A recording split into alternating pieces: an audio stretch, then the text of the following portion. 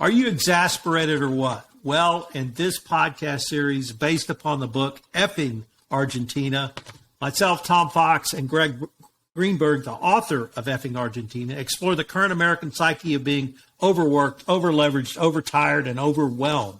Find out about modern America's exasperation with, well, exasperation. This is the latest addition to the Compliance Podcast Network, a podcast where we unpack some of the most current exasperations of American life, from debt to PTA to new television shows or perhaps dealing with agents. I'm your co-host, Tom Fox. And I'm Gregg Greenberg, the author of cking Argentina. And this season on cking Argentina, we're talking about, as Tom mentioned, exasperation. So each day it's nearly impossible to complete a full day without lashing out at some object, animate or otherwise, that's causing intense irritation. So in today's episode, we explore exasperation with a tale of frustration between a talent agent and an actor. So this is, I think, one of the most creative chapters, Greg. When I read the title, Officer Krupke, I immediately dated myself with age because Officer Krupke comes from where? From West Side Story, and you'd think that everyone knows that, but as I've recounted this tale to some of the younger generation, they don't know West Side Story like we do. I mean, we had to see that show and memorize that show, and it's one of the greatest shows ever. But a lot of kids, they just don't know it, and that's kind of sad. So I'm not quite old enough to have seen the original premiere musical on Broadway, but I did see the movie. And the movie was released on television one time in 1971. And I remember that because I was in junior high school, and the next day, all the guys were singing about Officer Krupke. I'm down on my knees. And in between the Jets and the Sharks and everything else we were singing. So I didn't see the play performed live until I was in my, I think, early 50s. But that scene was still equally as powerful. It's in the movie, I thought it was played for comedy. But when I saw the stage play, I really saw something a little bit different. Certainly there were comedic elements, but there was a whole relationship back then between New York police officers, the gangs of the 50s, certainly race relations in the 50s, and whatever you think of racial prejudice now, you probably don't know what it was quite like in New York between the Irish and the Puerto Ricans and Anglos and any other ethnic group that tended to congregate in the city back and then. So it really struck me, Greg, as a great character. But it's your story or your chapter is really not about his life as a New York police officer. It's after his life. So what's he got going on now that makes him so exasperated? And who's the protagonist here? Is it Officer Krupke or is it the agent? Well, there's a lot of things going on in this story. So, Officer Krupke is such a memorable character. That said, he's not really central to the story. He's not Tony. He's not Maria. He's not Riff. He's not Bernardo. He's Officer Krupke, and people remember that song with such fondness, and it's so catchy, that particular song, especially when it ends, "Dear Officer Krupke, Krupp you." I don't know if it was supposed to end that way, but they ended up Krupp you instead of, I guess, F you. I can say that because this is the cking Argentina podcast. I saw that movie in my aunt's basement. We rented the movie and we watched it over and over.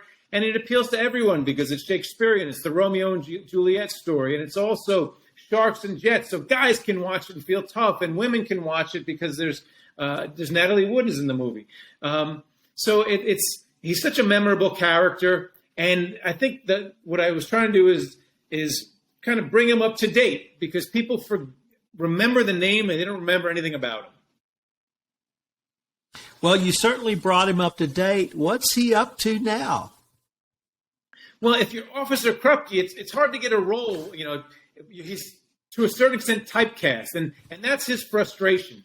That's his exasperation. So Officer Krupke in this story has been typecast as Officer Krupke, and it's 21 and he's trying to get a role, but unfortunately in Hollywood, people can't put it. He's going through his agent, and his agent cannot place him in anything except in the role of Officer Krupke, and that's only in West Side Story. So he's exasperated, and his agent, who's trying to get to a very important meeting and wants to kick this guy out of his office because he's kind of a nudge.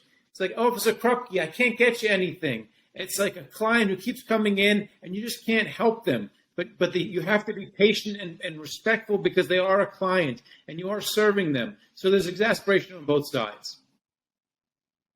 So you bring up a couple of good points. Before we get, though, let me take a step back to West Side Story.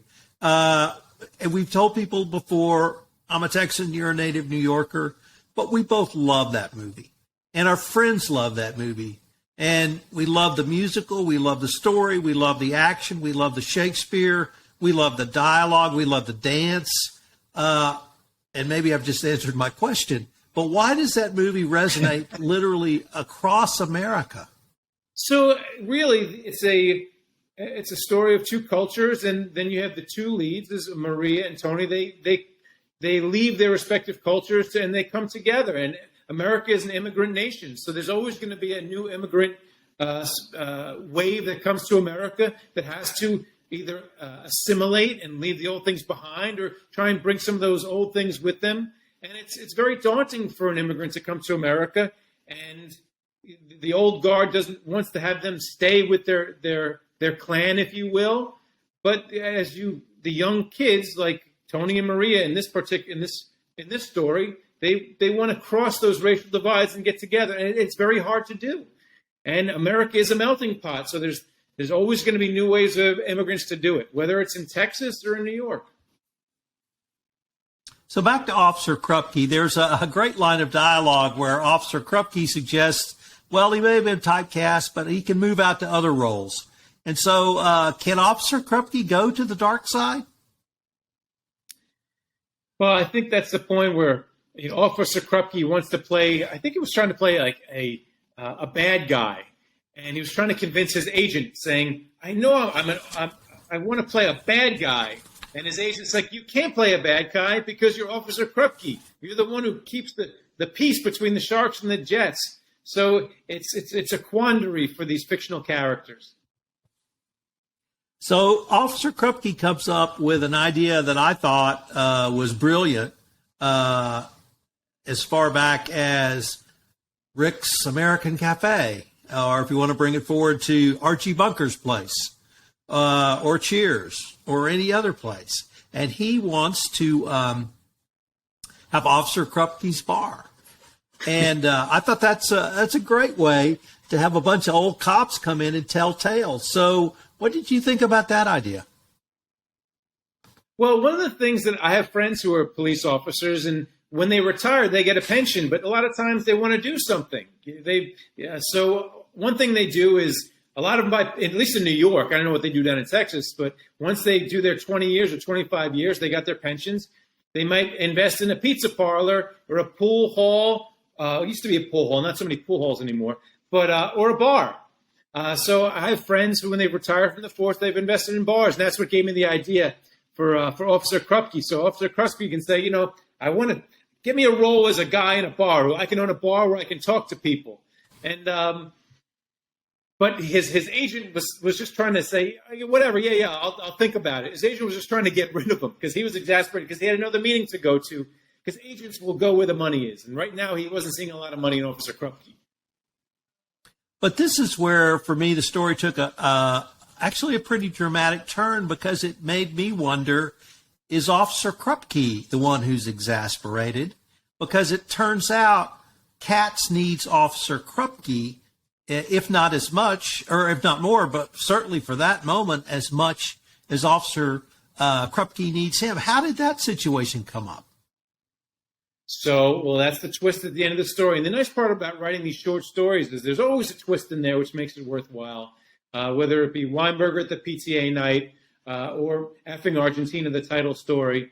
But in this particular case, Officer Krupke, well, he's still an officer. He's trying to be an actor, and he's trying to get his agent to get him apart. And his agent is trying to get to another meeting. But as we know, there's a lot of traffic in L.A., But who can get through traffic? An officer, right, with the siren. And there is the rub. And that's what brings everything together. And this is the part that really intrigued me next, which was the happy ending. Because he said, we got about an hour here. Tell me about Officer Krupke's place. And I actually envisioned an entire pitch being made. By the time they got to, I think they were going to San Diego, but it was Netflix. I remember that. And they have a whole storyline. They pitch it to Netflix.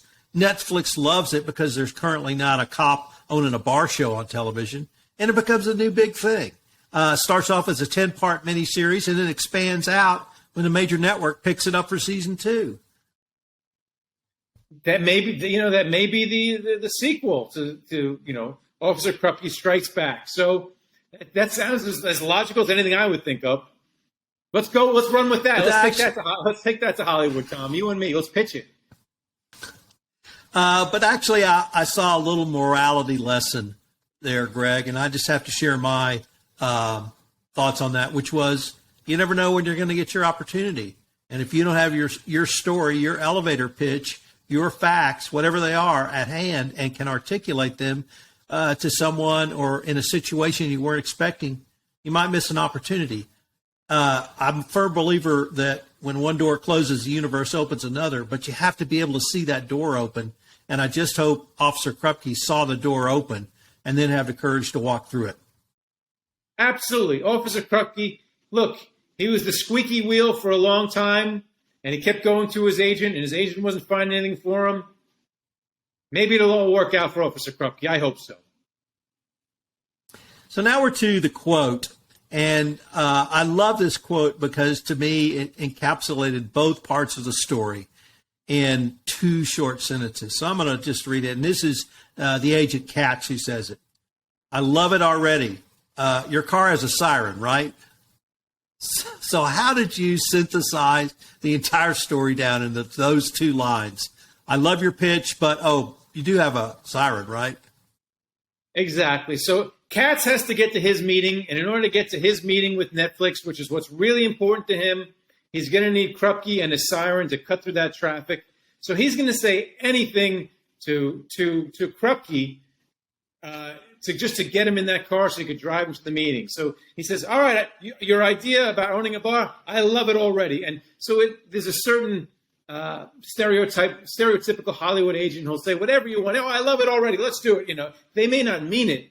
But in this case, he better mean it because he's getting in that car with Krupke and they're driving together. So I think it really all came together nicely. And once again, I hope it all works out for Officer Krupke.